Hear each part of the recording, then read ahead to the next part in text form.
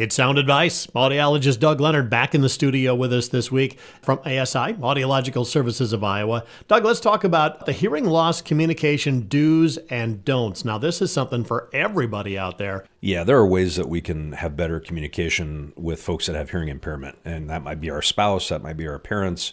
This came from an article, it was from Sherry Eberts, I believe, that we had actually posted on our Facebook page, and she just had a nice list of positive things to suggest to communicate better, and then some things to try to avoid too. First of all was getting the attention of the person that you're talking to. You know, it's really hard if I'm paying attention to something else and someone's trying to communicate with me, I might miss out on the beginning of what they're saying, even with fairly normal hearing. So if they said my name, got my attention before they started talking to me, it'd be easier for me to understand them. And again, look directly at them, because whether you know it or not, you do lip read. You do. And, you know, you can even tell, I mean, I turn my mouth away from the microphone and then turn my mouth back towards the microphone. You know, there's a change in that sound. So it's not just the level of sound that is getting to the person's ears. And it is, again, lip reading. If we have vision, we all lip read.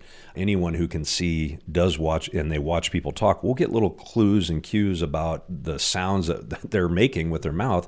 And sometimes it's subconscious. We don't even realize it. Talk clearly. Don't talk over the top of people. That's always going to be very hard to understand for folks with hearing loss.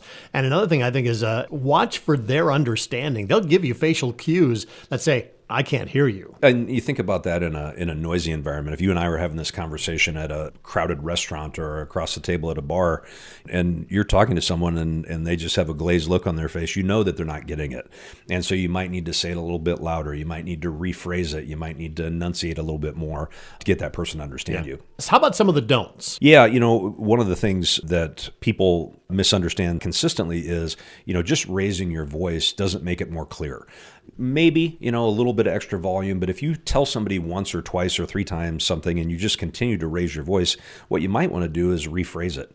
You know, if I'm somebody asks me what time it is and I say it's 11:15 and they don't hear it, and I say it a little bit louder and they still don't hear it, and I say it louder again. If I said it's 11:15, that might be a way that they're getting a little bit more information to understand better in a challenging environment. And don't expect the person with a hearing loss to do all the work. You're going to have to help them out to understand what you're saying. And another thing, you know, like we kind of talked about also, is don't turn your back on someone. Another thing that she listed, which I think is great, especially from an emotional standpoint for the hearing impaired person, is don't just say, oh, never mind. You know, give up on that communication, because that makes the person with hearing loss feel worse. You know, they're already struggling. And if you just say never mind or forget about it, it makes them feel like they're not worthy of talking to. And, you know, we want to try to do our best to communicate with them. Again, do's and don'ts. If you missed any of those, it's a great list, and it's available on an article on the Audiological Services of Iowa Facebook page. You can go back and review those. Doug, what's the number here in Carroll? If folks want to set up a screening, come talk to you about anything they can do about their communication. Yeah, we'd love to hear from them. John is 792-5933. You're not going to find better people in Audiological Services of Iowa, and they're going to help you right here in Carroll.